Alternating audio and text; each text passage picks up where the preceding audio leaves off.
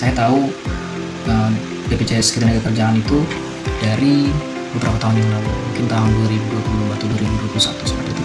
Awalnya dari pihak BPJS sendiri datang untuk mensosialisasikannya di tempat saya bekerja pada waktu itu, di area proyek. Terus kemudian saya melihat juga di beberapa platform media sosial untuk juga situs resminya dari BPJS sendiri. Fungsinya adalah mungkin untuk memberikan kita jaminan atas mungkin risiko yang kita alami selama bekerja, seperti kecelakaan, bahkan kematian gitu, atau mungkin juga pada masa tua seperti itu. BPJS juga berperan. Jadi program ini termasuk mungkin sangat penting karena dapat membantu para pekerja itu dan keluarga pekerja itu untuk menghindari kerugian ekonomi yang terjadi. Mungkin secara tidak langsung kita tidak menginginkan hal yang terjadi, tapi untuk mengantisipasi maksudnya.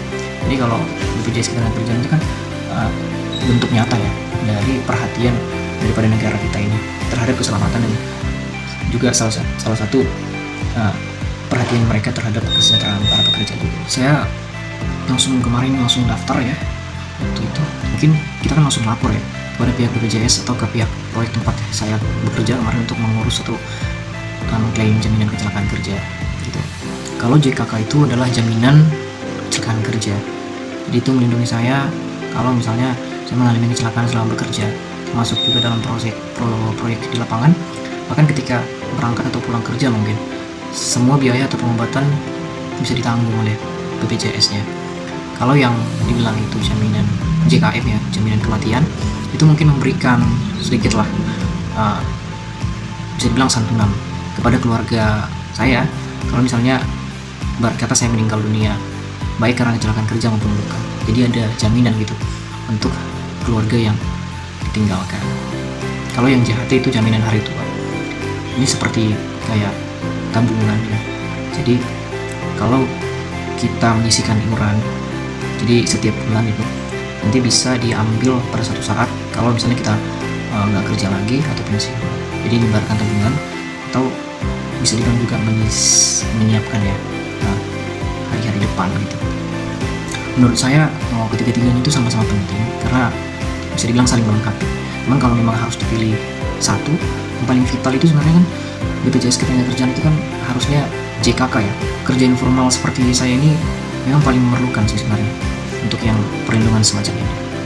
Jadi kalau misalnya kami tidak memiliki perusahaan yang tetap ya untuk menjamin keselamatan dan penghasilan seperti itu, jadi BPJS ini mungkin memberikan kesempatan ya bagi semua pekerja termasuk informal untuk ya memiliki jaminan sosial.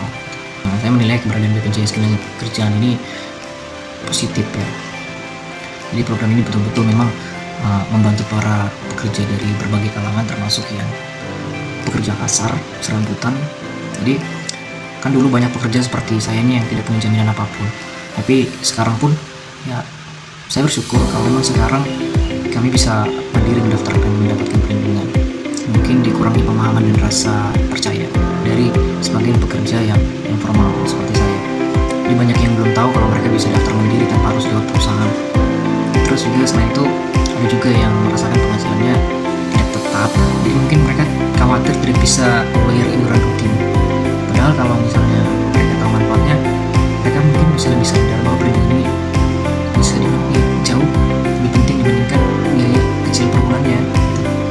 Kalau menurut saya itu iurannya terlalu ringan karena dibandingkan dengan manfaat yang diterima itu sebanding lah, itu bahkan lebih. Nah kalau contohnya iuran JKK dan JKM itu bagi pekerja mandiri itu relatif kecil, tapi manfaatnya bisa menanggung di rumah sakit hingga jutaan rupiah.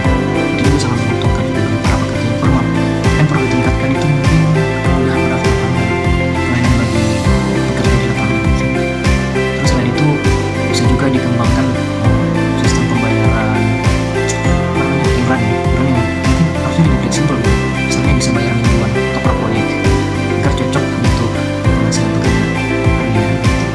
Saya berharap BPJS Ketenagakerjaan bisa terus meningkatkan pelayanannya dan menjangkau lebih banyak pekerja terutama di sektor informal.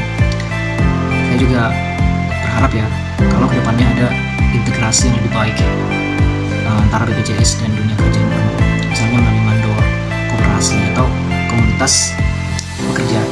Jadi kan dengan begitu semua pekerja di Indonesia jadi bisa nih tanpa harus memandang status atau jenis pekerjaan, terus bisa merasakan rasa aman untuk lingkungan dan kesejahteraan yang sama gitu. Saya pernah mendengar tentang BPJS Ketenagakerjaan dari iklan-iklan di TV. Menurut saya BPJS Ketenagakerjaan itu program pemerintah yang fungsinya untuk menjamin para pekerja.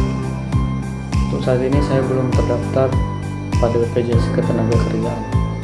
Alasannya ya saya belum sempat aja untuk mengurusnya.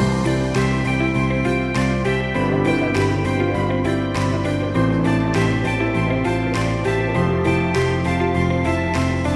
saya mengetahui beberapa program dari BPJS Ketenagakerjaan ini. Yang paling penting menurut saya JKK, karena jaminan kehilangan kerja untuk menjamin kita yang di dalam pekerjaan apabila terjadi kecelakaan kerja.